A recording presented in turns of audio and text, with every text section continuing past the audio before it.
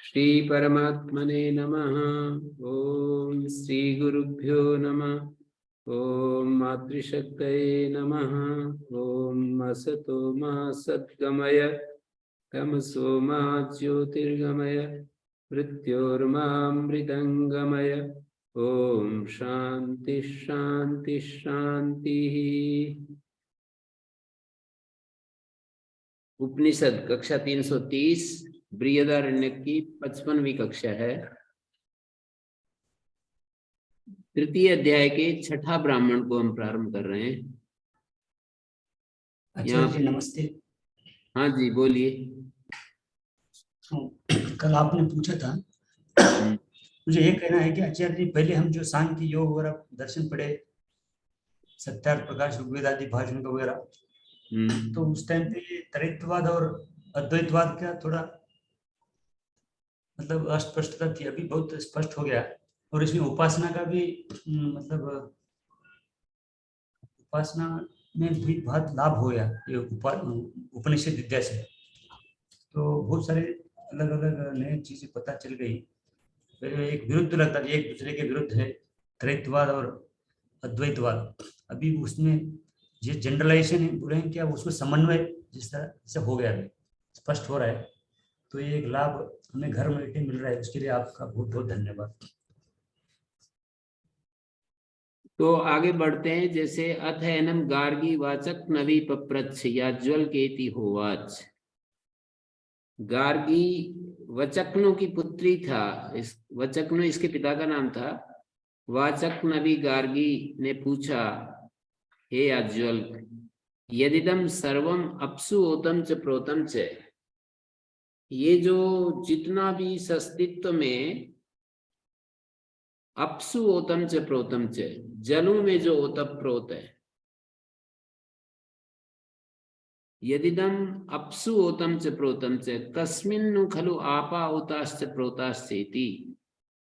सब कुछ जलों में ओतप प्रोत है, तो ये बताओ मुझे कि जल किस में ओतप प्रोत है। तो उन्होंने वायु का नाम ले दिया।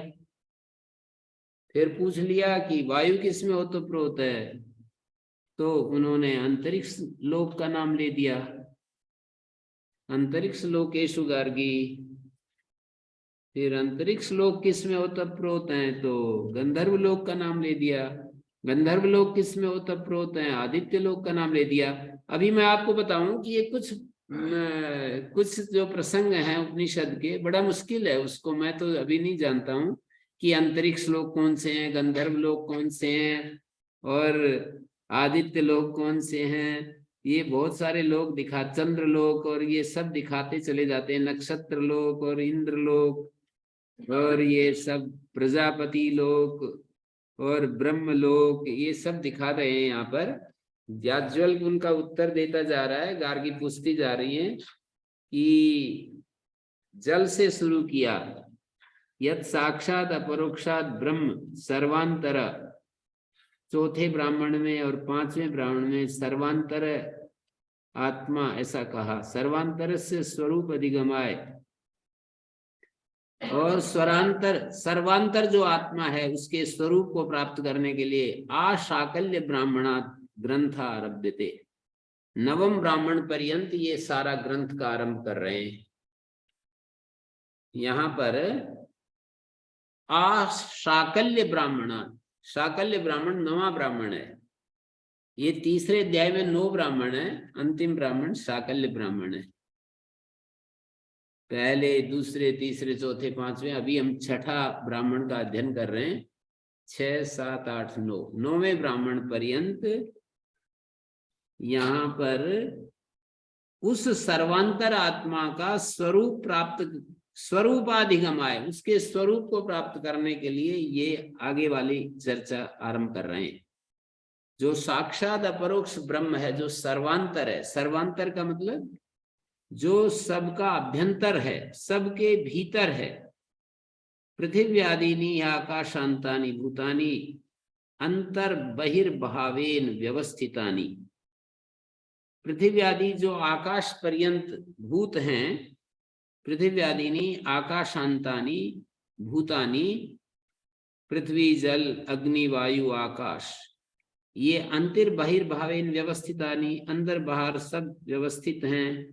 तेषाम यद बाह्यम बाह्यम अधिगम्य अधिगम्य निराकुर्वन् द्रष्टु साक्षात सर्वांतरो अगौण आत्मा सर्व संसार धर्म विनिर्मुक्तो दर्शयितव्य इत्यारंभ।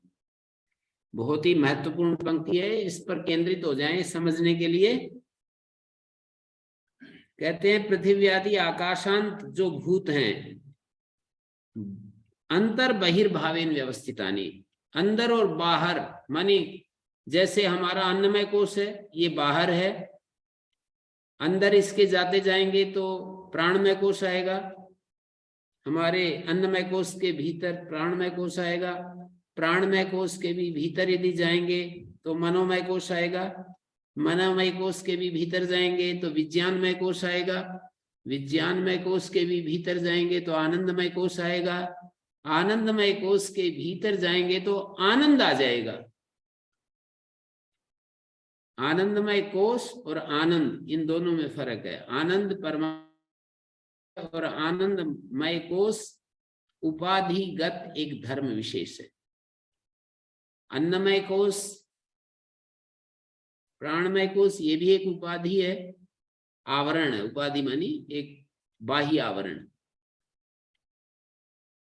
प्राणमय कोश के भीतर अन्नमय कोश है, मानी आत्मा 5 आवरणों में लिपटा हुआ है, एक के ऊपर एक आवरण, एक के ऊपर एक उपाधि। जैसे कि मैं शरीर के ऊपर, समझाने के लिए उदाहरण दे रहा हूं, उदाहरण तो उदाहरण ही होता है, बस समझ लो उदाहरण से और फिर उसको छोड़ दो।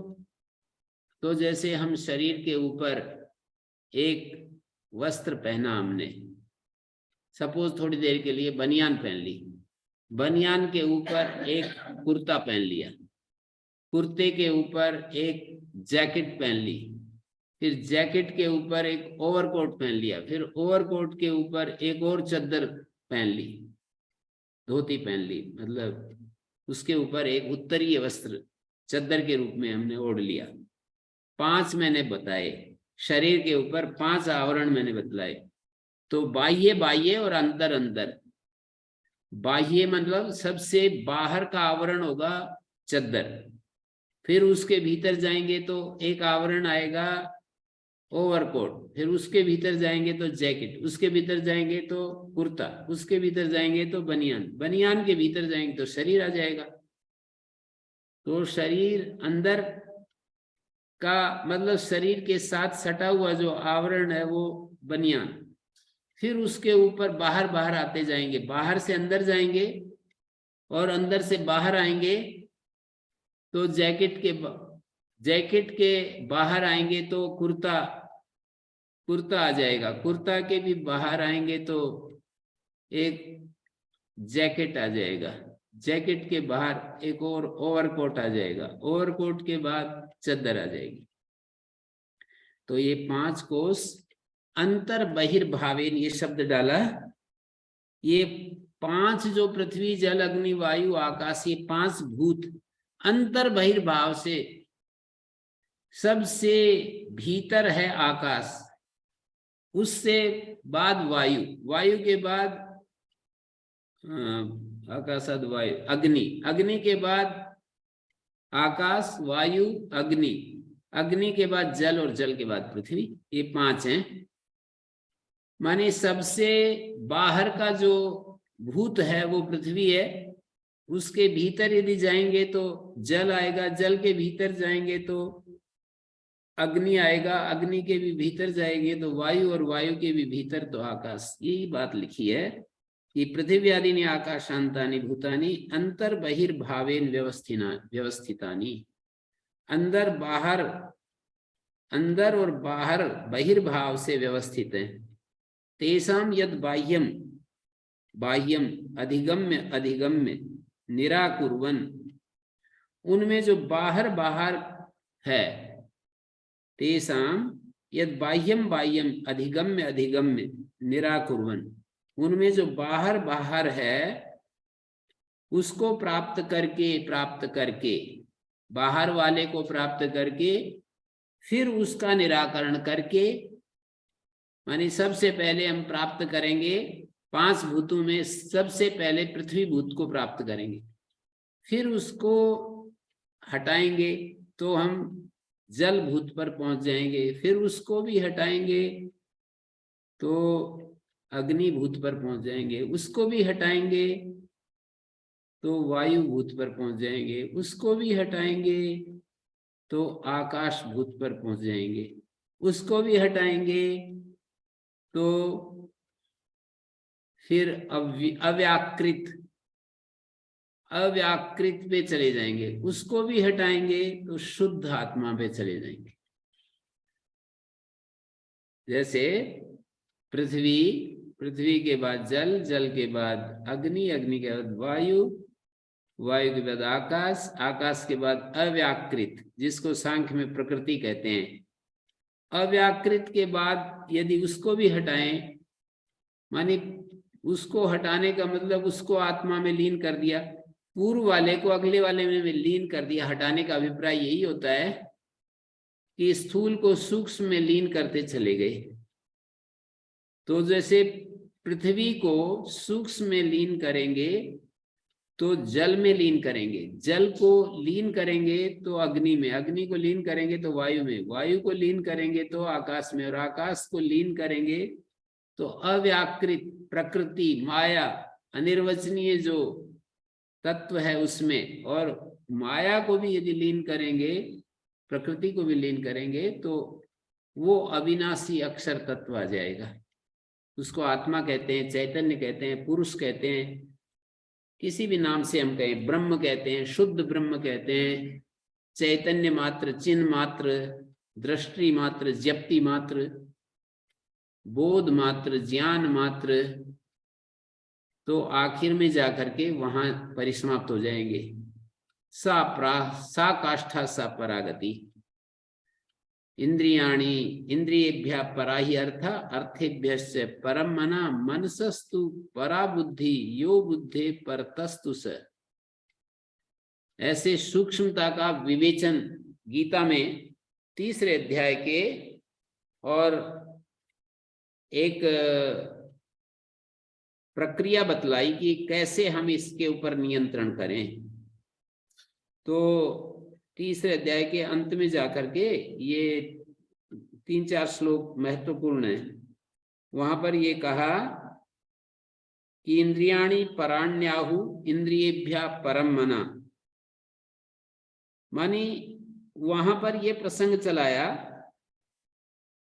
3 अध्याय में ये प्रसंग चलाया कि किसकी प्रेरणा से ये पुरुष जो है पाप का आचरण करता है, इसका प्रेरक कौन है, पाप में प्रेरित करने वाला कौन है।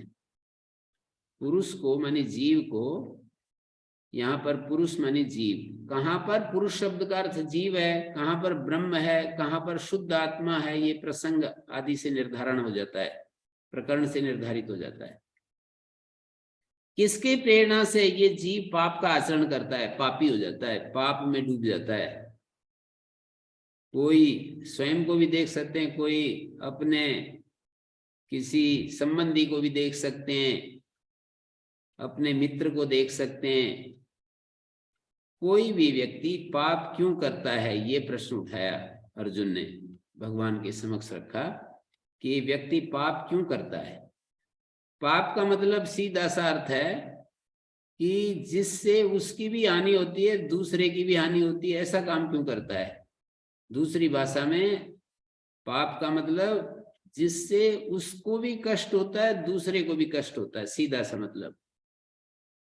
और उसको क्षणिक यदि सुख होता भी है तो ज्यादा दुख ही होता है, लेकिन वो समझ नहीं पाता है कि तेरे को अधिक दुख हो रहा है।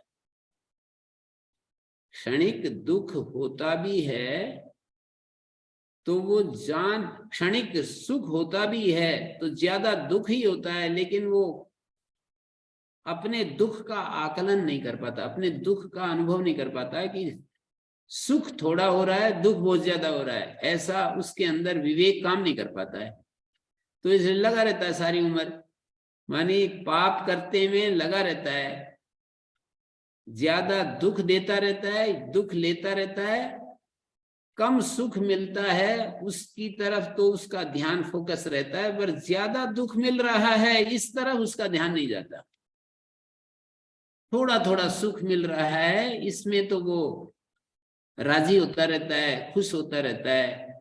कोई भी शास्त्र विरुद्ध आचरण करने वाला कोई भी व्यक्ति, शास्त्र से विरुद्ध चलने वाला कोई भी व्यक्ति इस बात को धैर्य से, धीरे से रुक करके समझ सकता है कि मेरे आचरण से मुझे कितना सुख मिलता है, मेरे कर्मों से मुझे कितना सुख मिलता है और कितना दुख मिलता है। लेकिन करते नहीं, हम विश्लेषण करना नहीं चाहते, अपने बारे में सोचना नहीं चाहते, देखना नहीं चाहते, तो फिर कैसे पता लगेगा? अपने बारे में यदि देखना नहीं चाहते हैं तो नहीं पता लगेगा। अपने को बीच में खड़ा करके देखना होता है कि मेरे किसी कर्म से मुझे कितना सुख दुख मिल रहा है, दूसरे को कितना सुख दुख मिल रहा है। तो अपने सुख दुख को और दूसरे को दिया गया जो सुख दुख है उसको हम कीन ऑब्जर्वेशन के द्वारा, माने सूक्ष्म अन्वेषण के द्वारा हम उसको देख सकते हैं। तो अर्जुन का प्रश्न था कि किसने इसको प्रेरित कर दिया, किसने इसको लगा दिया जबरदस्ती पाप में जीव को। अनिच्छन अभिवार्षणेव बलादेव नियोजिता, न चाहते हुए भी बलपूर्वक उसमें धकेल दिया। तो भगवान ने उत्तर दिया कि जो कामना होती है ना मनुष्य के अंदर, और कामना की प्रतिक्रिया क्रोध होता है ना, काम और क्रोध। कामना कभी लोभ के रूप में प्रकट होती है, कभी क्षोभ के रूप में। कामना पूरी हो जाए तो और की मांग में बदल जाती है, लोभ में परिवर्तित हो जाती है। नहीं पूरी होती है तो क्रोध में बदल जाती है। कामना, कोई भी कामना यदि हमने कर ली, यदि पूरी हो जाती है तो लोभ में परिवर्तित हो जाती है। कामना की पूर्ति होती नहीं है। संसार में कोई भी एक व्यक्ति ऐसा नहीं होगा जिसकी सारी कामनाएं पूरी हो गई, या सारी कोई एक भी कामना पूरी न हुई हो। एक भी व्यक्ति नहीं मिलेगा, देखने से भी ढूंढने से भी। ऐसा व्यक्ति तो मिल जाएगा जिसकी सभी कामनाएं निवृत्त हो गई, पर सभी कामनाएं पूरी हो गई ऐसा कोई व्यक्ति नहीं मिलेगा। कामनाएं निवृत्त हो सकती हैं, पूर्ण नहीं हो सकती। ज्ञान के द्वारा निवृत्त हो जाती हैं, कामनाओं की पूर्ति तो होती नहीं है। तो इन्होंने ये कह दिया रजोगुण से उत्पन्न होने वाला, रजोगुण को उत्पन्न करने वाला। रजोगुण दोनों बात है, कामना में दोनों बात छिपी हुई है। रजोगुण को पैदा करती है कामना, रजोगुण से उत्पन्न होती है कामना। रजोगुण से कामना पैदा होती है, रजोगुण को कामना पैदा करती है। महाशनो महापाप, मैं ये कामना क्या है? ये महाभक्षी है, ये काम महाभक्षी है, महाशना। इसका पेट भरता ही नहीं, कितना भी डालो सब स्वाहा करता। सारे धरती को इसमें डाल दिया जाए, सारा त्रिलोकी को भी इस कामना में भर दिया जाए तो भी अंत नहीं आता कामना का। महापापी है ये कामना। विद्येनम्य वैरिणम, इसको तू अपना वैरी समझ। भगवान ने अर्जुन को ऐसे वो कर दिया, बहुत ही चेता दिया, हिला दिया, उसको झकझोर दिया कि ये कामना है, ये वैरी है, खास वैरी है, इसको समझ ले। और फिर बतला दिया धुएं से जैसे अग्नि छिपी रहती है, जैसे कोई दर्पण के ऊपर धीरे धीरे इकट्ठी हो जाती है, वो आवरण आ जाता है, धूल कण इकट्ठे हो जाते हैं, फिर हमारे को अपना चेहरा नहीं दिखाई देगा। और जैसे गर्भ झिल्ली, यथा उल्बेन आवृतो गर्भ, जैसे गर्भ जो होता है उल्ब से आवृत होता है, मानी जरायु से लिपटा रहता है, तथा तेनेदम आवृतम, वैसे ही इस कामना से धुएं से अग्नि और दर्पण जैसे धूल कणों से दर्पण ढका रहता है, और जैसे गर्भ ढका रहता है कामना के द्वारा इदम आवृतम, ये जो ज्ञान है ना, ये ढका रहता है। कामना के द्वारा ज्ञान आच्छादित रहता है। आवृतम ज्ञानम एतेन ज्ञानिनो नित्य वैरिणा। ज्ञानी का जो नित्य वैरी है, साधारण आदमी का वैरी नहीं है ये काम। इस अग्नि के समान जो काम रूपेण कौन्ते या दुष्पूरेण न लेन च, कभी भी जिसकी पूर्ति नहीं होती, ऐसी आग है ये। अनल, अनल कहते हैं आग को। न कदापि अलम करोति इति अनल, कभी भी जिसको बस नहीं होती है कि बस अब मैं तृप्त हो गई हूं। आग कभी भी ये नहीं कहेगी कि बस अब और ज्यादा ईंधन मत डालो, डालते जाओ, जलती जाएगी, डालते जाओ, जलती, जब तक कि पूरा का पूरा सब कुछ को भस्म नहीं कर देती, जलती रहेगी। तो ज्ञान एतेन कामिने कामेन, इस कामना के द्वारा ज्ञान ढका हुआ है। किसका ज्ञान ढका हुआ है? ज्ञानी का, जो नित्य वैरिणा, नित्य वैरिणा कामेन, नित्य वैरी है, जो ज्ञानी का नित्य वैरी है, इस कामना के द्वारा ज्ञान ढका हुआ है। नित्य वैरिणा काम रूपेण, नित्य वैरी इस कामना के द्वारा ढका हुआ है। जो कामना दुष्पूर है, आग है। इंद्रियाणी मनोबुद्धि अस्य अधिष्ठान उच्यते, इस कामना का अधिष्ठान भगवान ने बताया, इंद्रियां इसका अधिष्ठान है, मन इसका अधिष्ठान है, बुद्धि इसका अधिष्ठान है। आत्मा में कामना नहीं होती है। इंद्रियां, मन, बुद्धि इसका अधिष्ठान है।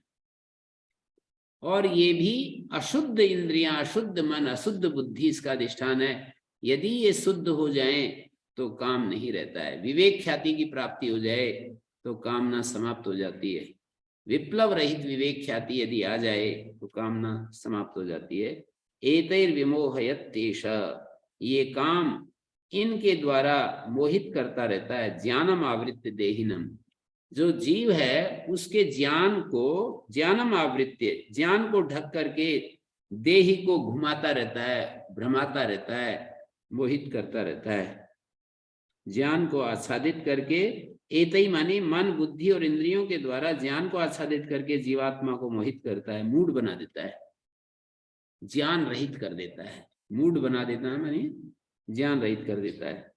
तस्मात् त्वम इंद्रियाण्य आदो नियम्य भरत रसभा, इसलिए हे भरत श्रेष्ठ, तुम अपनी इंद्रियों को सबसे पहले रोक कर, थाम कर, वश में करके, अपनी इंद्रियों को सबसे पहले, आदो मानी सबसे पहले, रोक कर, थाम कर, पापमानम प्रजही एनम ज्ञान विज्ञान नाशनम, ये कामना जो ज्ञान और विज्ञान को नष्ट करने वाली जो कामना है, इस पापी को, जो कि ज्ञान विज्ञान का नाश करने वाला पापी है, इसको प्रजही, इसका समूल नाश कर दे।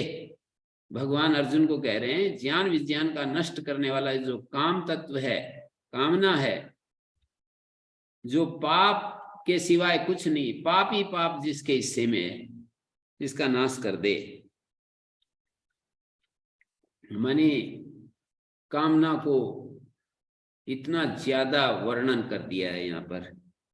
और फिर ये 2 श्लोक अंतर के हैं, अंत के जो 2 श्लोक है ना, वो बड़े महत्वपूर्ण है। इंद्रियाणी पराण्याहु इंद्रियेभ्यः परम मन, इंद्रियों से सूक्ष्म, इंद्रियां विषयों से सूक्ष्म बता दी। इंद्रियाणी पराण्याहु, विषयों से इंद्रियां सूक्ष्म है।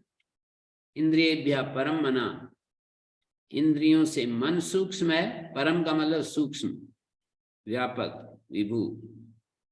मनसस्तु परा बुद्धि, मन से बुद्धि सूक्ष्म है, जिसमें ज्ञान होता है। मन के अंदर भावनाएं होती हैं और बुद्धि के अंदर ज्ञान होता है, विचार होते हैं।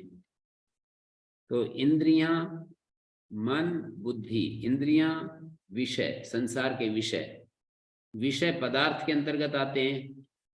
उन पदार्थों को इंद्रियां देखती हैं, ये इंद्रियों का ज्ञान कहलाता है। इंद्रियों से, इंद्रियों का सहयोग मन करता है तो इंद्रियां देख पाती हैं। तो मन एक प्रकार से मन और इंद्रियां मिलकर के पदार्थों को देखती हैं। तो विषय जो पदार्थ हैं बाहर दुनिया में, उनसे सूक्ष्म है इंद्रियां, इंद्रियों से सूक्ष्म मन है, क्योंकि मन एक ही पांचों ज्ञानेंद्रियों को शक्ति देता है, सहयोग करता है। फिर उस मन से सूक्ष्म बुद्धि है। मनसस्तु परा बुद्धि यो बुद्धे परतस्तु स, और बुद्धि से सूक्ष्म आत्मा है। एवं बुद्धे परम बुद्ध्वा, इस प्रकार बुद्धि से परे जो आत्मा है उसको जानकर संस्तभ्य आत्मानम आत्मना, अपने को अपने द्वारा थाम कर, यहाँ पर 2 बार आत्मानम आत्मना शब्द आया, मानी अपने द्वारा अपने को थाम कर, हायर सेल्फ से लोअर सेल्फ का नियंत्रण करके, बड़ी शक्ति से छोटी शक्ति, आत्मा सबसे बड़ी शक्ति है, बुद्धि उससे छोटी है, बुद्धि से छोटा मन है, मन से छोटा, तो अगले वाले का भी नियंत्रण इसी तरह से इंद्रियों तक ये नियंत्रण जाएगा। बड़े सेल्फ से मन और इंद्रियों में मन बड़ा है, मन और बुद्धि में बुद्धि बड़ी है, बुद्धि और आत्मा में आत्मा बड़ा है। तो इन्होंने कहा अपने द्वारा अपना नियंत्रण हायर सेल्फ और लोअर सेल्फ, हायर सेल्फ से लोअर सेल्फ का नियंत्रण करके, जही शत्रु महाबाहो काम रूपम दुरासदम, बड़ी मुश्किल से काबू में आने वाला दुरासदम, नियर टू इम्पॉसिबल कह देते हैं इसलिए इसको, ये तो बिल्कुल मुश्किल है इसका काबू में करना। दुरासदम काम रूपम, इस काम रूप शत्रु को मार डाला। तो मैं ये बताना चाह रहा था, यहाँ गीता के 3रे अध्याय के अंतिम प्रसंग में एक हिरार्की प्रस्तुत की कि ऊपर से मतलब स्थूल से सूक्ष्म की तरफ जाते जाते और आत्मा को सबसे ज्यादा सूक्ष्म बता दिया।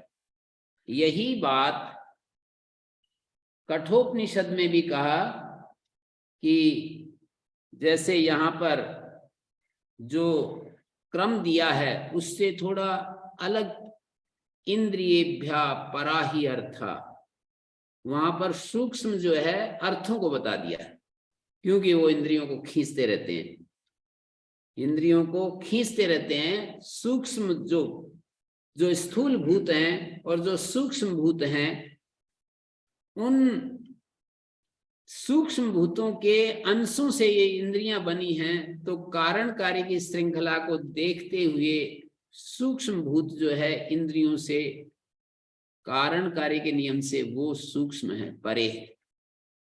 इंद्रियेभ्या पराई अर्थार्थेभ्य से परम मना, और अर्थों से सूक्ष्म, इंद्रियों से सूक्ष्म मन सूक्ष्म है, इंद्रियों से सूक्ष्म, इंद्रियों जिन तत्वों से इंद्रियों का निर्माण हुआ वो सूक्ष्म है, और उन तत्वों से मन सूक्ष्म है। मनसस्तु परा बुद्धि, और मन से बुद्धि परे है, सूक्ष्म है। बुद्धिरात्मा महान परा, और बुद्धि से महान आत्मा, सांख्य में जिसको महदात्मा कहते हैं।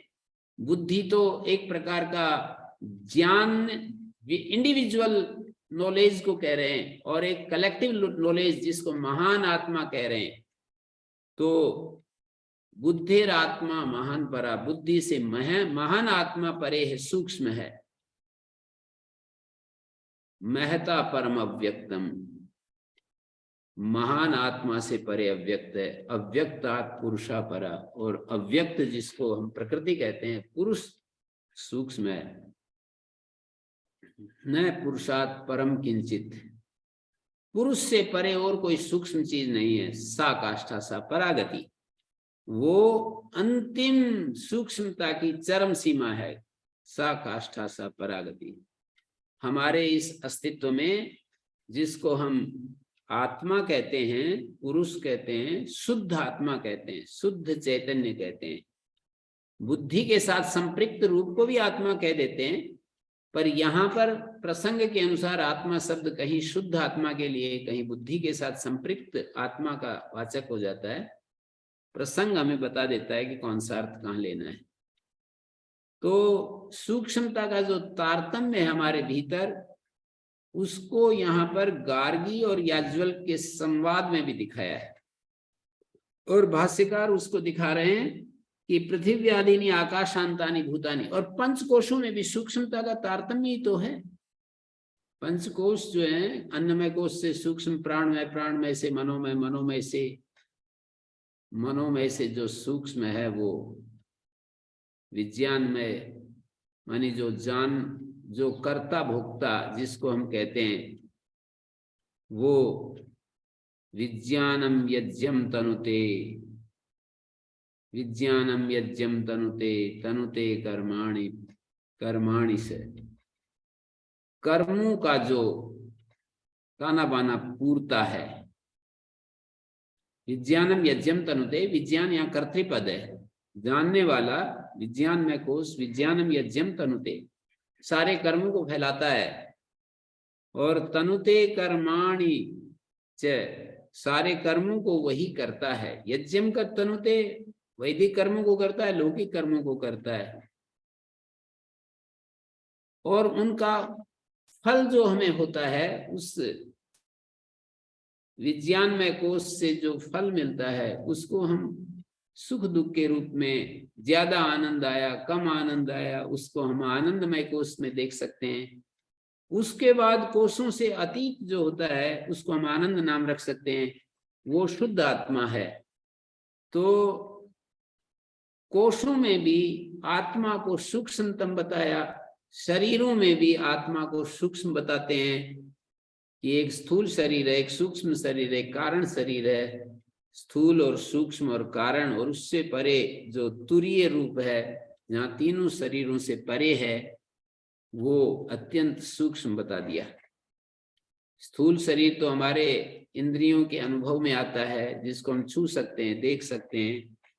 सूक्ष्म शरीर को हम देख सुन नहीं सकते, लेकिन उसकी शक्ति का हम अनुमान करते हैं, एहसास करते हैं, जिसका हम अपने अनुभव में उसको थोड़ा थोड़ा करके हम उस मनोमय कोश की शक्तियों का अनुभव करते हैं कि ये इच्छा करता है, काम संकल्प विचिकित्सा धृति अधृति री धी भी श्रद्धा श्रद्धा सर्व मनाए, 10 चीजें गिनाई मन के लिए। काम है संकल्प विचिकित्सा, कामना करता है, संकल्प करता है, संशय करता है, श्रद्धा श्रद्धा करता है, धृति अधृति धैर्य धारण करता है, टूट जाता है धैर्य।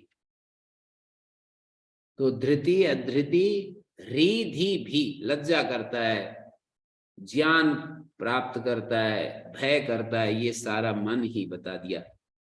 तो एक है हमारा, एक पदार्थ है चारों तरफ फैले हुए, एक हमारी मनोमय चेतना है जहाँ भाव होते हैं, तरह तरह के भाव होते हैं। ये भाव पत्थर में नहीं होते हैं, मनुष्य में तो भाव होते ही है। मनुष्य में विवेक भी होता है, बुद्धि भी होती है, भाव भी होते हैं। मनुष्य जीवन में भाव उत्पन्न भी, बढ़ाए भी जा सकते हैं, विवेक को भी बढ़ाया जा सकता है, भाव को भी बढ़ाया जा सकता है, भाव को दिशा बदली जा सकती है, एक विशेष दिशा से दूसरी दिशा में भावों को ले जाया जा सकता है। क्रूरता से हम कोमलता में आ सकते हैं, घृणा से प्रेम में आ सकते हैं, दूसरों के साथ जो ज्यादती करते हैं उसको बदल करके हम शांति प्राप्त कर सकते हैं। ये भाव पक्ष है हमारा। और विवेक ही हम उलट पुलट जो देख रहे होते हैं उससे हम सही सही देखने की सामर्थ्य प्राप्त कर लेते हैं। विवेक जब हमारा बढ़ता जाता है, विवेक बढ़ने वाली चीज है। जैसे कहते हैं ना, योगांगानुष्ठान अशुद्धि क्षय ज्ञान दीप्तिरा विवेक ख्याते, कि कब तक हमारी ये वृद्धि होती रहती है। योग के अंगों का अनुष्ठान करने से ज्ञान दीप्ति, ज्ञान का प्रकाश बढ़ता जाता है, अशुद्धि का क्षय होता जाता है। जब तक कि अंतिम विवेक ख्याति हमें उपलब्ध नहीं होती तब तक ये प्रोसेस चलता रहता है। तो विवेक जैसे बढ़ता है, घटता है, दिशा परिवर्तित हो जाती है विवेक की, विवेक अविवेक में बदल सकता है यदि प्रमाद करते हैं संग दोष से, सुखेष्णा से, सुख के प्रति तृष्णा से, संग दोष से। एक मनुस्मृति का श्लोक होता है, उसमें कहा है ना कि अनभ्यासेन वेदानाम आचारस्य च वर्जनात्। वेदों का अभ्यास न करने से, हम उपनिषद को वेद कहते हैं, तो इसका अभ्यास नहीं करेंगे, गीता का स्मृति का अभ्यास नहीं करेंगे, वेद और वेदानुकूल शास्त्रों का अभ्यास छोड़ देने से, आचारस्य च वर्जनात्, और आचरण को भी त्याग देने से, आचरण को महत्व न देने से, आलस्यादन्न दोषाच्च मृत्युर्विप्रान् जिघांसति। आलस्य के कारण से, प्रमाद के कारण से, लापरवाही करने से और भोजन दोष से, अन्न दोष से भी मृत्यु मनुष्यों को खा जाती है, विप्रों को खा जाती है। ब्राह्मण बनने के लिए जो इच्छुक है उसको भी रोक देती है। मृत्यु विप्रान् जिघांसति, ब्रह्म को जानने के लिए जिसके अंदर तत्परता है, ऐसे व्यक्ति पर भी रोक लगा देती है मृत्यु। मृत्युर विप्रान् जिघांसति, मृत्यु का मतलब है जो हमारे को आगे बढ़ने के लिए अवरोध पैदा करती है, उसका नाम मृत्यु है। असत्य मृत्यु है, अज्ञान मृत्यु है, अंधेरा मृत्यु है, नेगेटिविटी, सब मृत्यु के ही रूप हैं। अंधकार मृत्यु है, इंद्रियाकर्षण मृत्यु है। यहाँ पर इसमें हम पहले ब्राह्मण में पढ़ रहे थे ना, मुक्ति अतिमुक्ति, ग्रह अतिग्रह, 8 ग्रह हैं, 8 अतिग्रह हैं। इंद्रियां ग्रह हैं तो इंद्रियों के विषय अतिग्रह हैं, मानी इंद्रियों को ग्रह मानी ग्रहण करने वाली, इंद्रियों को ग्रह का, तो जो विषय होते हैं इंद्रियों के, आंख का रूप विषय, कान का शब्द विषय, उसको अतिग्रह कह दिया। अतिक्रम गृह्णाति, वो तो बहुत जोर से पकड़ लेता है इन इंद्रियों को। इस मृत्यु से पार होने के लिए उपनिषद हमें रास्ता दिखाता है। तो इस मृत्यु को पार करने के लिए स्वाभाविक जो आसक्ति है हमारी, स्वाभाविक जो हमारी प्रवृत्ति है, उसको मृत्यु कहा है। मृत्योर्मामृतम गमय, तो अमृत की प्राप्ति शास्त्र और आचार्यों के उपदेश के अनुसार चलने से होती है। तो मैंने एक श्लोक बोला कि अनभ्यासेन वेदानाम आचारस्य च वर्जनात् आलस्यादन्न दोषाच्च मृत्युर्विप्रान् जिघांसति। इंद्रिय दोषात्, संस्कार दोषाच्च अविद्या, ऐसा भी कहा है। इंद्रिय दोष के कारण और संस्कार दोष के कारण हमारे भीतर अविद्या पैदा होती है। तो दुष्ट ज्ञानम अदुष्टम विद्या, वो दुष्ट ज्ञान है, और जो विद्या है वो अदुष्ट है। कौन सा दुष्ट ज्ञान है? जो इंद्रिय दोष से जो ज्ञान पैदा होता है हमारे भीतर की, आहा कितना सुंदर रूप है, आहा कितना सुंदर स्पर्श है, तो ये सारा जो है दुष्ट ज्ञान के अंतर्गत आता है, दूषित ज्ञान। इंद्रिय दोष और संस्कार दोष से अविद्या हमारे भीतर काम करती है। तद्दुष्ट ज्ञानम अदुष्टम विद्या, जो विद्या है वो अदुष्ट है। विद्या दुष्ट ज्ञान को, विद्या जो अदुष्ट ज्ञान है वो दुष्ट ज्ञान को हटा देता है। प्रकाश अंधकार को हटा देता है, अंधकार प्रकाश को हटाता नहीं, आवृत कर लेता है। अंधकार किसी परिस्थिति विशेष में प्रकाश को हटाता नहीं, अंधकार का कोई हेतु बीच में आ जाए तो वो आवृत कर लेता है। अंधकार सीधा सीधा प्रकाश से लड़ नहीं सकता है। अंधकार किसी आवरण के द्वारा प्रकाश को ढक सकता है। सीधा सीधा अंधकार जो है सीधा सीधा प्रकाश के साथ लड़ नहीं सकता है। जैसे अंधेरा सीधा प्रकाश के साथ आओ मेरे को कैसे मतलब मैं तुम्हें अभी कर सकता हूं, कितना भी अंधकार हो प्रकाश से लड़ नहीं सकता, लेकिन प्रकाश किसी आवरण का सहयोग लेकर, जैसे किसी दीवार का सहयोग ले लिया प्रकाश ने,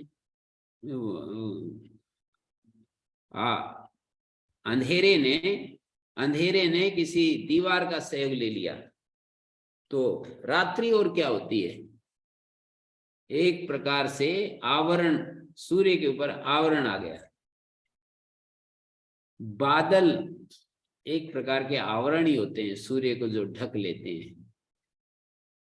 तो इस तरह से प्रकाश आवृत होकर के दिखाई नहीं देता, पर होता तब भी है। लेकिन प्रकाश आने के बाद अंधेरा हट जाता है। ऐसा नहीं कह सकते कि प्रकाश है फिर भी अंधेरा बना रहता है, ऐसा नहीं कह सकते। प्रकाश आने के बाद जिस अनुपात में प्रकाश आता है उस अनुपात में अंधेरा दूर हो जाता है। बहुत तेज प्रकाश हो तो सर्वथा अंधेरा दूर हो जाता है। मंद प्रकाश से अंधेरा पूरा दूर नहीं होता, पर जितना प्रकाश का अनुपात है अंधेरा दूर होता है। मध्यम प्रकाश से मध्यम अंधेरा दूर होता है, तीव्र प्रकाश से तीव्र अंधेरा दूर हो जाता है, सारा अंधेरा दूर हो जाता है। सूर्य उदय होते ही पूरा अंधेरा दूर हो जाता है। सूर्य पूरा बादल में, आकाश में बादल ना हो, सूर्य उदय हो जाए, पूरा निर्मल आकाश हो, तो एकदम अंधेरा दूर हो जाता है। तो ऐसे आत्मा के आगे जो ये अज्ञान के बादल आवरण आते रहते हैं, उसको ये हम जिज्ञासु बन करके हटा सकते हैं। जिज्ञासु बन करके उस अंधकार को हटा सकते हैं। केवल प्रकाश का होना मात्र बादलों को, सूर्य के होने मात्र से बादल नहीं हटते। सूर्य तो बादलों को पैदा करता है, वो कैसे हटाएगा? जो जिसका जनक होता है उसका निवर्तक कैसे हो सकता है? बादल को हटाने के लिए एक दूसरी शक्ति चाहिए, वायु। तेजी से वायु उन बादलों को धक्का देती है और एक तरफ कर देती है, तो वो हटा देती है। तो यहाँ पर यही सारी बातें देखिए, बड़ा अच्छा वाक्य जो मैंने कहा लिखा है, पृथ्वी आदिनी आकाशांतानि भूतानि अंतर बहिर्भावेन व्यवस्थितानि। अंदर और बाहर ये व्यवस्थित, तेसाम यद बाह्यम बाह्यम अधिगम्य अधिगम्य, उनका बाहर को प्राप्त करके निराकुर्वन, उसको हटाते हुए, द्रष्टु साक्षात, दृष्टा का साक्षात जो अगौण ब्रह्म है, आत्मा है, सर्व संसार धर्म विनिर्मुक्ता, संसार धर्म से हटा हुआ, उसको दिखाना है। इसलिए प्रकरण आरंभ है। अथैनम गार्गी नाम तो वचक्नो दुहिता पप्रच्छ याज्वल केति होवाच यदिदम सर्वम पार्थिवम धातु जातम अपसु उदके उत्तम च प्रोतम। ये सारा जो पार्थिव, जितना भी पार्थिव धातु जात है, समूह है, पार्थिव जितनी भी चीजें हैं वो जल में ओतप्रोत है। तो इसलिए अपसु से शुरू किया, यदिदम सर्वम, सर्वम से पार्थिवम धातु जातम, यदिदम सर्वम पार्थिव धातु जातम। ये जो सारा जो पार्थिव धातु समूह है वो जलों में ओतप्रोत है। ओतम च प्रोतम च, ओतम दीर्घ पट तंतुवत, प्रोतम तिर्यक तंतु पटवत विपरीतम वा। ओतम और प्रोतम को हम ऐसे समझ सकते हैं, ये जैसे ताना और बाना, जैसे वस्त्र बुनते हैं तो एक धागे इस तरह खड़े किए जाते हैं, किसी ने देखे हो वस्त्र बुनते समय धागे खड़े किए जाते हैं।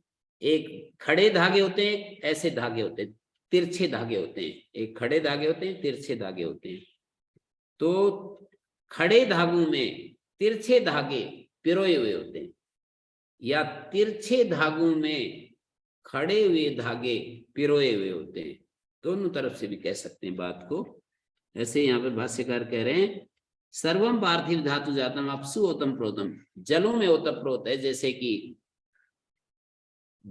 कि दीर्घ पट तंतु, दीर्घ पट तंतु का मतलब खड़े हुए, जैसे वस्त्र के तंतु होते हैं। तिर्यक तंतुवत, अद्भि सर्वतो अंतर बहिर्भूत भूताभिर्व्याप्तम इत्यर्थ। जलों के द्वारा सब तरफ से अंदर बाहर, अंतर बहिर्भूताभि, अद्भि अंदर बाहर सब तरफ जल ही जल, उनसे पृथ्वी व्याप्त होती है। सूक्ष्म से स्थूल व्याप्त होता है।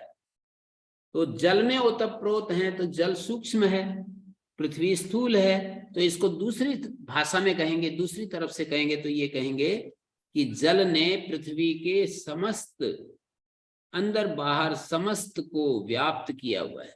जल ने व्याप्त किया हुआ है।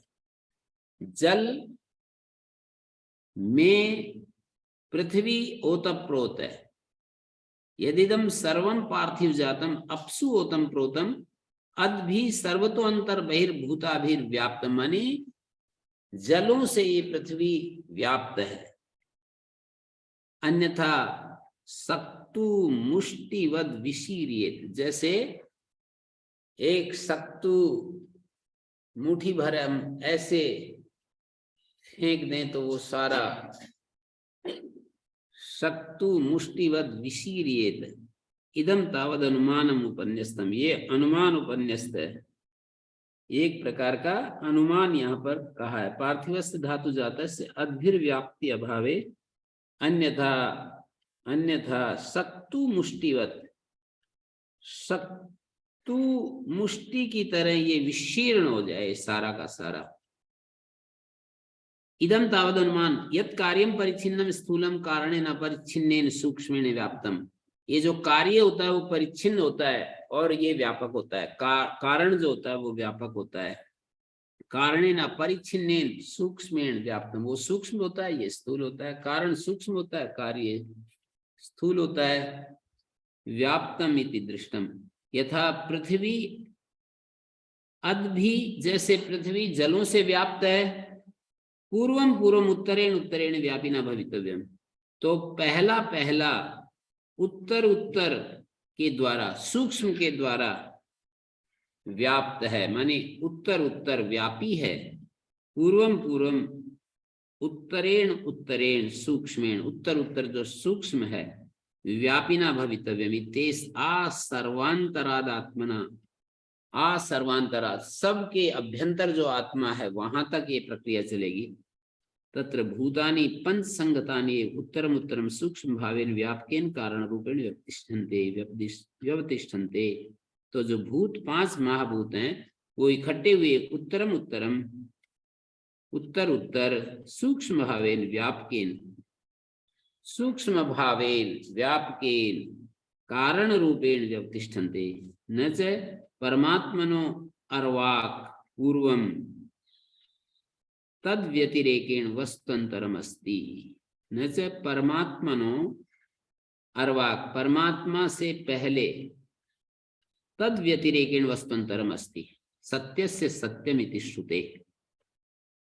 समस्त जितनी भी ये पंचभौतिक चीजें हैं इनको सत्य कहें तो वो परमात्मा सत्य का सत्य है।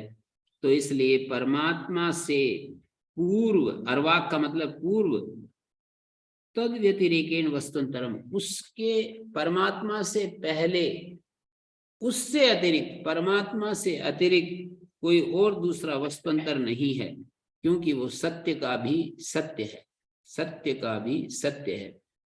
परमात्मा से पूर्ववर्ती जो स्थूल हैं, ऐसी कोई चीज नहीं जहां परमात्मा का अधिष्ठानत्व ना हो। तो इसलिए कह दिया कि वो सत्य का सत्य है। सत्यम च भूत पंचकम, भूत पंचक सत्य हैं। सत्यस्य सत्यम च परात्मा, और सत्य का सत्य वो परम आत्मा है। कस्मिन्नु खलु आपा होता प्रोथा तासाम अपि कार्यत्वात् स्थूलत्वात्, वे भी कार्य हैं, जल भी कार्य हैं, स्थूल हैं, उनका भी कोई परिच्छिन्नत्वात्, वो भी परिच्छिन्न है। क्वचित क्वचित भी ओतप्रोत भावेन भवितव्यम, कहीं तो उनको भी ओतप्रोत होना चाहिए। तो जल किसमें ओतप्रोत है? बोले अग्नि में ओतप्रोत है, अग्नि के द्वारा व्याप्त है। ये दो भाषा बोलनी पड़ेगी। पृथ्वी किसमें ओतप्रोत है? जल में ओतप्रोत है, जल से व्याप्त है पृथ्वी, एक कथन हुआ। जल अग्नि में ओतप्रोत है, अग्नि के द्वारा व्याप्त है जल। अग्नि ओतप्रोत है वायु में, वायु के द्वारा व्याप्त है अग्नि। वायु किसमें ओतप्रोत है? आकाश में ओतप्रोत है, आकाश के द्वारा व्याप्त है वायु। ऐसी भाषा बनेगी। तो क्वचिद ओतप्रोत भावेन भवितव्यम क्वैतासाम ओतप्रोत भावा इत्यम उत्तरोत्तर प्रश्न प्रसंगो योजयितव्य। वायु गार्गी, वायु में, हे गार्गी वायु में ओतप्रोत है, मानी जल जो है, जल किसमें ओतप्रोत है? बीच में अग्नि का नाम नहीं लिया, इसलिए प्रश्न उठाया भाष्यकार ने, ननु अग्नौ इति वक्तव्य। अग्नि कहना था, वायु बीच में क्यों बोल दिया? सीधा वायु नाम क्यों ले दिया? अग्नि कहना चाहिए था। बोले नहीं नहीं, नैष दोषा अग्नि पार्थिवम वाप्यम व धातुम अनाश्रित्य इतर भूतवत् स्वातंत्रेण आत्मलाभो नास्ति। अग्नि पार्थिव भी हो सकती है, आप्य भी हो सकती है। अग्ने पार्थिवम आप्यम व धातुम अनाश्रित्य, अग्नि की पार्थिव या आप्य धातु का आश्रय न लेकर इतर भूतवत, दूसरे भूतों के समान, स्वातंत्रेण आत्मलाभो नास्ति, अग्नि का स्वतंत्रता से कोई लाभ, अग्नि का स्वतंत्रता से कोई व्यक्तित्व नहीं है। या तो पृथ्वी की चीजों के साथ संबद्ध होकर के वो अग्नि हम अपना स्वरूप प्रकट करती है, या जल के साथ अपना स्वरूप प्रकट करती है, बादलों में विद्युत और ये सब दिखाई देती है, और समुद्र में अग्नि और लावा निकलता है, ज्वालामुखी फटती है, या पार्थिव जैसे मैं बोल रहा हूँ लकड़ियां जलती हैं। तो इसलिए भाष्यकार ने कहा पृथ्वी अग्नि का पार्थिव आप्य रूप जो है, उस आप्य धातु का अनाश्रय लेकर इतर भूत की तरह इसका स्वतंत्र अस्तित्व नहीं है। नास्ति इति तस्मिन् ओतप्रोत भाव नोपदिश्यते, इसलिए लाभो नास्ति इति, अग्नि का स्वतंत्र अस्तित्व नहीं, इसलिए ओतप्रोत भाव नहीं दिखाया। कस्मिन् न खलु वायुरोतश्च प्रोतश्च अंतरिक्ष लोकेषु, अंतरिक्ष लोकों में वायु ओतप्रोत है। अंतरिक्ष के अलग अलग जो घटक हैं, अवयव हैं, उनको अंतरिक्ष लोक कह दिया। तान्येव भूतानि संघतानि अंतरिक्ष लोका, वे जो भूत हैं उनको जब संघत कर दिया, इकट्ठा कर दिया, उन्हीं को अंतरिक्ष लोक कहते हैं। तो अंतरिक्ष लोकों में वायु और तानि अपि गंधर्व लोकेशु, गंधर्व लोक आदित्य लोकेशु, आदित्य लोका चंद्र लोकेशु, चंद्र लोका नक्षत्र लोकेशु, नक्षत्र लोका देवलोकेशु, देवलोका इंद्रलोकेशु, इंद्रलोका विराट शरीरारंभकेशु भूतेषु, विराट शरीर के आरंभक भूतों में, प्रजापति लोकेशु, प्रजापति लोका ब्रह्मलोकेशु, ब्रह्मलोका नाम अंडारंभकाणि भूतानि। ब्रह्मलोक कौन से हैं? ब्रह्मांड के आरंभक जो पंच महाभूत हैं। सर्वत्र सूक्ष्म तारतम्य क्रमेण प्राणी उपभोग आश्रय आकार परिणतानि भूतानि, सूक्ष्म तारतम्य क्रम से प्राणी उपभोग के आश्रय आकार परिणतानि भूतानि संघतानि तान्ये पंचिति बहुवचन भांति। कस्मिन् न खलु ब्रह्मलोकावताश्च प्रोताश्च स होवाच। याज्वल उन्होंने कहा कि अच्छा ये बतलाओ अब ब्रह्मलोक किसमें ओतप्रोत है? ऐसे पूछ लिया। कस्मिन् नु खलु ब्रह्मलोका ओताश्च प्रोताश्च स होवाच। गार्गी माति प्रश्न अति प्राक्षी, गार्गी अति प्रश्न मत पूछो।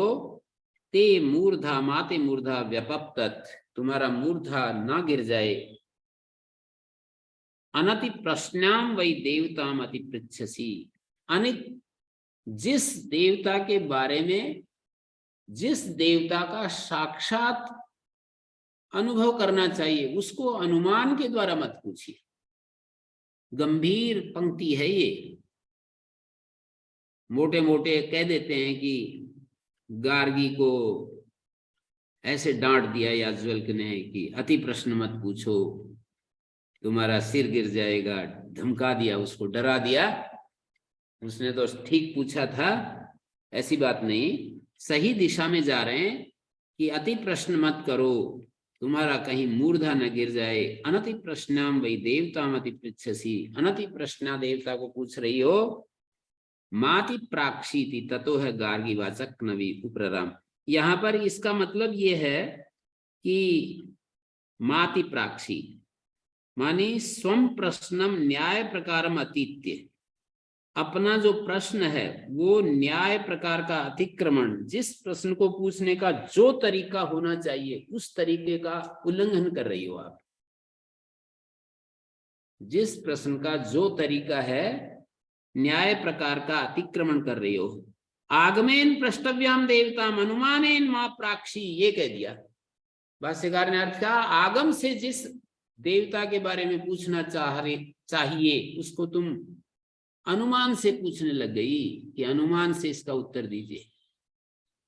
जिस देवता को आगम से बताना चाहिए, आगम ही जिसका सही सही उत्तर दे सकता है, उसको आप अनुमान से पूछने लगे, ये ठीक नहीं। आगमेन प्रष्टव्याम देवताम, प्रष्टव्य देवता को अनुमान से मत पूछिए, याज्ञवल्क्य ने ऐसा कहा। पृच्छन्ताश्च माते तव मूर्धा शिरो व्यपप्तत् विस्पष्टम पतेत्, यदि पूछोगी अनुमान से तो तुम्हारा सिर, तुम्हारा मूर्धा गिर जाएगा। देवताया स्वप्रश्नम, स्वरूप विषय प्रश्न, देवता का जो स्वरूप विषय प्रश्न है ना, वो आगम विषय, वो आगम का विषय है। तम प्रश्न विषयम अतिक्रांतो गार्ग्या प्रश्न, उस प्रश्न विषय का अतिक्रमण कर गया गार्गी का प्रश्न, आनुमानिकत्वात्, आनुमानिक विषय वाला होने से। स यस्या देवताया प्रश्न साति प्रश्न, यस्या देवताया प्रश्न साति प्रश्न, जिस देवता का प्रश्न है वो अति प्रश्ना देवता है, नाति प्रश्न अनति प्रश्न, और जो अति प्रश्ना नहीं वो अनति प्रश्न है। स्वप्रश्न विषय केवल आगम गम्य, वो जो केवल आगम से गम्य है ये जो प्रश्न है। ताम अनति प्रश्नाम देवताम अति पृच्छसि, वो अनति प्रश्ना देवता को तुम पूछ रही हो। अतो गार्गी माति प्राक्षी मर्तुम चे नेच्छसि, ततो है गार्गी उपरराम। हाँ जी, पूछे, क्या पूछ रहे? आगम किसको कहेंगे जी? याज्ञवल्क्य के भी यहाँ पर तो आगम ही है। आगम तो आगम ही है, ठीक है, पर यहाँ अनुमान की बात, संवाद चल रहा है, और संवाद में गार्गी ने एक प्रकार से ये न्याय का उल्लंघन कर रही है, पूछ रही है कि अच्छा ये किसमें ओतप्रोत हो सकते हैं, ये किसमें हो सकते हैं। ये तो सारी संभावनाएं प्रकट कर दी पहले वाली। अच्छा जल किसमें ओतप्रोत हो सकते हैं, तो उन्होंने बता दिया कि वायु में ओतप्रोत हो सकते हैं। वायु किसमें ओतप्रोत हो सकती है, तो उन्होंने बता दिया कि वायु जो है, एक के बाद सारे लोग गिना दिए ना, वायु किसमें ओतप्रोत हो सकती है, तो बोले अंतरिक्ष लोकों में अंतरिक्ष लोक, गंधर्व लोकों में गंधर्व लोक, आदित्य लोकों में आदित्य लोक, इंद्र लोकों में ओतप्रोत हो सकते हैं। ये संभावना मतलब अनुमान जैसे कि इसका कारण क्या है, इसका कारण क्या है, कारण कार्य के तहत ये सब चल रहा है। तो ब्रह्मलोक तक पहुंच गए, और ब्रह्मलोक किसमें ओतप्रोत हो सकते हैं। अब ये तो आगम का प्रश्न है, आप इसको पूछ रहे हो कि ये किसमें ओतप्रोत हो सकते हैं, तो ये तो ब्रह्मलोक तो ब्रह्म में ही ओतप्रोत, ये आगम बताता है। आप अनुमान से इस प्रश्न का उत्तर लेना चाहते हो, नहीं बनेगा। ब्रह्मलोक ब्रह्म में ओतप्रोत है, ये तो ठीक ही है, आगे बताएंगे भी, पर यहाँ तो वो पूछ रहे हैं कि ये ब्रह्मलोक किसमें ओतप्रोत हो सकते हैं, बताओ इसमें ओतप्रोत हो सकते हैं। ये कोई प्रश्न का ढंग नहीं है पूछने का। उस ब्रह्मलोक जो अंतिम तत्व है वो किसमें ओतप्रोत हो सकते हैं, कोई ऐसी चीज ऐसी बताओ जिसमें ब्रह्मलोक ओतप्रोत हो सकते हैं। ब्रह्मलोक किसमें ओतप्रोत हो सकते हैं, ये अनुमान किया नहीं जा सकता है। आगम के द्वारा तो इसका उत्तर दिया ही जाता है कि ब्रह्मलोक ब्रह्म में ओतप्रोत है। ब्रह्मलोक का अधिष्ठान, ब्रह्मलोक का आधार ब्रह्म है, समस्त अस्तित्व का आधार ब्रह्म है, ये तो कहा ही जाता है। तो इसलिए उन्होंने ये बात कही कि अनति प्रश्ना देवता, ये जो अनति प्रश्ना शब्द का अर्थ है, ये स्त्रीलिंग शब्द है, अनति प्रश्ना माने देवता के स्व प्रश्न आगम विषय, स्वरूप विषय जो प्रश्न है देवता का वो आगम का विषय है, आगम विषय। तम प्रश्न विषयम अतिक्रांतो गार्ग्या प्रश्न, गार्गी का प्रश्न उस प्रश्न विषय का अतिक्रमण किया हुआ है। आनुमानिकत्वात्, भाष्यकार ने कहा आनुमानिक होने से, स यस्या देवताया प्रश्न, वह जिस देवता का प्रश्न है वो अति प्रश्ना देवता है, प्रश्न का अतिक्रमण करने वाला, जो स प्रश्न यस्या देवताया, गार्गी का जो प्रश्न है वो जिस देवता के विषय में है वो अति प्रश्ना देवता है, और न अति प्रश्न अनति प्रश्न, जो अति प्रश्न नहीं है वो अनति प्रश्न।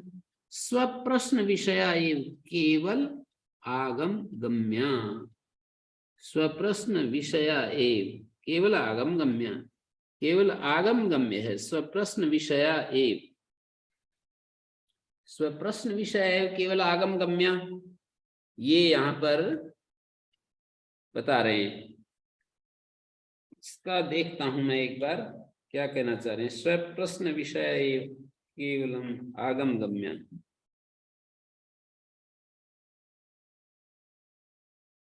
स्वप्रश्न विषय, ओम ओम गुरु जी। इसका ये अर्थ कर रहे हैं कि वह केवल आचार्य उपदेश से शास्त्र द्वारा ही जानी जा सकती है वो देवता। उस अनति प्रश्न देवता के विषय में तू अति प्रश्न करती है। तो यहाँ पर गार्गी का प्रश्न अनुमानिक होने के कारण उस प्रश्न विषय का अतिक्रमण कर रहा है। ये प्रश्न जिस देवता के विषय में है वो अति प्रश्न हो रही है, वो देवता अति प्रश्न, किंतु वह नाति प्रश्न, अति प्रश्न करने के अयोग्य, अर्थात अपने प्रश्न की ही विषय है। तात्पर्य है कि वो केवल आचार्य उपदेश से ही स्व प्रश्न। हाँ जी, क्या कह रहे थे आप? ओम गुरु जी। जयराम जी। हाँ जी प्रणाम गुरु प्रश्न विषय, गुरु जी। यहाँ भी तो स्व प्रश्न विषय, यहाँ भी याज्ञवल्क्य तो आचार्य के रूप में ही तो है। ये थोड़ा सा समझ में नहीं आया कि आचार्य और आगम तो अलग चीज होगी। इसमें गुरु जी आचार्य और आगम अलग चीज है। ये गुरु जी बुद्धि में गड़बड़ हो रहा है कि ये आगम, क्योंकि हम उपनिषद को भी आगम ही मानते हैं और फिर यहाँ आचार्य भी हैं ये, तो ये कुछ समझ में नहीं आ रहा। उपनिषद में दोनों वाणी, उपनिषद में दोनों तरह की चर्चाएं हैं। इतिहास भी है, कहीं कहीं बीच में इतिहास भी है। और ये भाष्यकार कहते हैं श्रुतिराह, श्रुति कहती है, श्रुति के मुख से कह रहे हैं। तो आचार्य और श्रुति ये दो अलग चीज है। कुछ लोग ऋषि वाणी कहते हैं, वो अलग बात है, पर आचार्य की स्पष्ट दृष्टि है कि आचार्य याज्ञवल्क्य को वो श्रुति वाक्य नहीं कहते हैं। इसमें बीच बीच में श्रुति वाक्य आते हैं, उनको हमें पकड़ना पड़ता है। ये श्रुति वचन है, ये आचार्य वचन है, ये श्रुति वचन है। जी गुरु। हर बात को, हर वाक्य को हम आगम नहीं कह रहे हैं। यहाँ पर उपनिषद में भी हम आचार्य के रूप में प्रयोग करें याज्ञवल्क्य को या श्रुति के प्रयोग उसमें करें? इसमें दो भाषाएं मैं कह रहा हूं, ध्यान देने पड़ता है, विवेक से छांटना पड़ता है कि ये श्रुति वचन है या आचार्य वचन है। तो आचार्य तो उत्तर दे रहे हैं, वो तो ठीक है, चल रहा है, पर इसी में श्रुति वचन भी आ रहे हैं बीच बीच में। गुरु जी इसी प्रकार के वचनों को यहाँ श्रुति में आचार्य द्वारा जो आचार्य द्वारा कहे हैं, पर वो श्रुति वचन है गुरु जी। लेकिन शंकराचार्य जी द्वारा इसी प्रकार के वचनों को आगे एक प्रकार से, मतलब उदाहरण के रूप में प्रस्तुत किया जाता है, एक प्रकार से हेतु के रूप में प्रस्तुत किया जाता है श्रुति वचन कह के। वो तो सही है, पर मैं यही तो कह रहा हूं कि सारे के सारे वचन तो ज्यादातर तो श्रुति वचन ही है, पर बीच बीच में जैसे यहाँ अनुमान का प्रसंग चल रहा है ना, ये सारे अनुमान के द्वारा उत्तर दिए जा रहे हैं। तो इसको हम श्रुति नहीं कहेंगे। अनुमान प्रमाण जो है, अनुमान प्रमाण आगे भी आएगा, जैसे तम वाय तम अक्षरम गार्गी अभिवदन्ति, ये तो श्रुति वचन है। और एतस्य अक्षरस्य प्रशासने सूर्य चंद्रमसो विद्यते तिष्ठता, वो अनुमान पर आ गए। इस अक्षर को गार्गी, अस्थूलम अणु अरस्वम, ये सब कहा कि वो स्थूल नहीं, वो अणु नहीं, वो सूक्ष्म नहीं, वो ये नहीं, ये नहीं, ये तो श्रुति वचन है।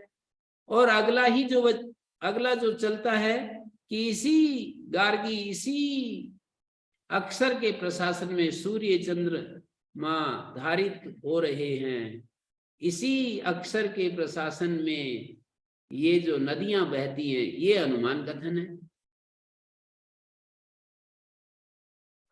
जी। आगे आ रहा है। इससे अगला 7वां 8वां ब्राह्मण में, 7वें ब्राह्मण में ही ये बात आ रही है कि 7वां तो अंतर्यामी ब्राह्मण है, 8वें ब्राह्मण में, 8वें ब्राह्मण में ये बात आई। देखिए, नहीं, इसी ब्राह्मण में, इसी ब्राह्मण का 8वां जो मंत्र है, 7वां 8वां मंत्र, 8वां मंत्र तो श्रुति वचन है, और ये भी स्तुति ही है सारा। आकाश तदोतम च प्रोतम च कस्मिन् खलु आकाश ओतश्च प्रोतश्च, तो उन्होंने आकाश किसमें ओतप्रोत है, ये श्रुति कह रही है। आज याज्वल्क मुख से श्रुति कह रही है, याज्वल्क के मुख से श्रुति वचन। और ये कहा एतस्य अक्षर से प्रशासने गार्गी सूर्य चंद्रमसो मित, सूर्य और चंद्रमा धारित हो रहे हैं। तो इसके लिए भाष्यकार ने कहा कि अनुमान के द्वारा उसको सिद्ध कर रहे हैं। अनुमानम प्रमाणम उपन्यस्ति, अनेक विशेष प्रतिषेध प्रयासाद अस्तित्वम तावद अक्षर उपगमितम श्रुत्या। देखिए, जो 9वां मंत्र का आरंभ किया अगले 8वें ब्राह्मण में 9वें मंत्र का, तो कहते हैं श्रुति ने अनेक विशेषण प्रतिषेध के प्रयास से उसके अस्तित्व को बता दिया, फिर भी लोक बुद्धिम अपेक्ष आशंक्यते यतः अतः अस्तित्वाय अनुमानम प्रमाणम उपन्यस्यति। आचार्य अनुमान प्रमाण का उपन्यास कर रहे हैं। एतस्य वाक्सरस्य गार्गी प्रशासने इत्यादि। तो एक एक को आगम मानना पड़ेगा, श्रुति वचन मानना पड़ेगा, और वो आचार्य के मुख से ही आते हैं वो श्रुति वचन। और एक एक जगह अनुमान को भी खोजना पड़ेगा, सब जगह विवेक का प्रयोग करते हुए हमको निर्णय करना पड़ता है, ये श्रुति वचन है, ये आचार्य वचन है। यहाँ पर श्रुति वचन से, आचार्य जी, यहाँ पर श्रुति वचन से आचार्य के वाक्य, आगम, श्रुति वचन माने आगम। हाँ जी, ये न्याय शास्त्र वाला आगम प्रमाण नहीं है, आप तो उपदेश शब्द वाला नहीं है। श्रुति माने जो नित्य ज्ञान है, और जहाँ अनुमान का कोई हस्तक्षेप नहीं है। यहाँ आचार्य के शब्दों को ही श्रुति माने, मेरा वहां तो या फिर दूसरे को मानने। सुनिए एक बार, जो ये योग शास्त्र है और न्याय शास्त्र है, तो वहां पर एक शब्द आता है यद दृष्टम यच्च अनुमितम, जो देखा है, जिसका अनुमान किया है, वो जब किसी दूसरे को बताना चाहता है तो वो आगम बन जाता है। ऐसे वहां पर आगम या शब्द की व्याख्या की है। यहाँ पर आगम कुछ अलग अर्थ में प्रयोग किया है, ऐसा समझ लो कि आगम शब्द का प्रयोग यहाँ पर अनुमान के क्षेत्र से बाहर है। केवल जो यथार्थ सत्य है, श्रुति के द्वारा जो प्रतिपादित है, उसी को यहाँ आगम कह रहे हैं।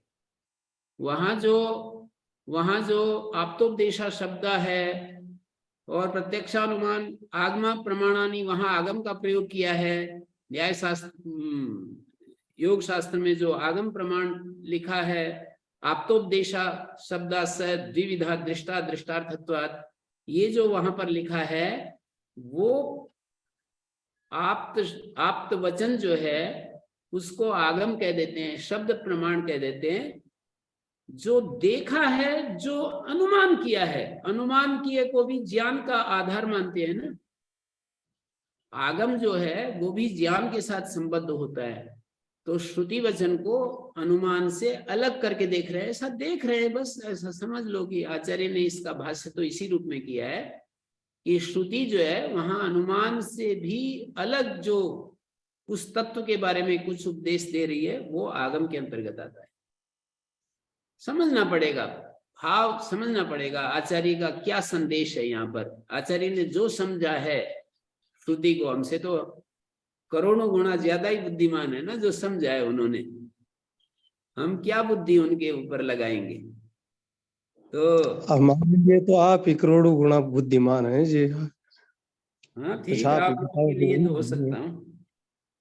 हूँ। तो देवताया स्वप्रश्न आगम विषय, देवता का स्वप्रश्न शास्त्र का विषय है। देवता का स्वप्रश्न, देवता का स्वप्रश्न का मतलब देवता का जो अपना प्रश्न है, देवता का स्व संबंधी जो प्रश्न है वो आगम विषय। देवता का स्वप्रश्न, स्वप्रश्न अपने स्वप्रश्न विषय एव अनति प्रश्न, अपने प्रश्न विषय वाली है देवता, अनति प्रश्न है वो, अपने प्रश्न स्व प्रश्न विषय है जिसका, ऐसी जो देवता है केवल आगम गम्या है। और आगम गम्य वो कहा है यहाँ पर, आगम गम्य वो कहा है जहां अनुमान और इंद्रिय प्रत्यक्ष से जो परे है। ध्यान दीजिए, जो अनुमान और इंद्रिय प्रत्यक्ष से परे है, बाह्य इंद्रियों के प्रत्यक्ष से जो परे है, उसको आगम गम्य कह रहे हैं। अनुमान के क्षेत्र से जो बहिर्भूत है, प्रत्यक्ष के क्षेत्र से भी जो बहिर्भूत है, उसको आगम गम्य कह रहे हैं। तो यहाँ पर जो बात चल रही है वो अनुमान प्रमाण की अनति प्रश्न देवता है, जिस देवता का तुम्हें पूछना नहीं चाहिए अनुमान के द्वारा, आगम से ही जिसका उत्तर ढूंढना चाहिए, उनको तुम ये संभावनाएं मुझसे पूछ रही हैं कि ये किसमें ओतप्रोत, ये किसमें ओतप्रोत, ब्रह्मलोक किसमें ओतप्रोत, इसका क्या उत्तर देंगे? इसका तो एक ही उत्तर है, ब्रह्म में ओतप्रोत। ये यहाँ पर कहा गया है। ओम शांति शांति शांति।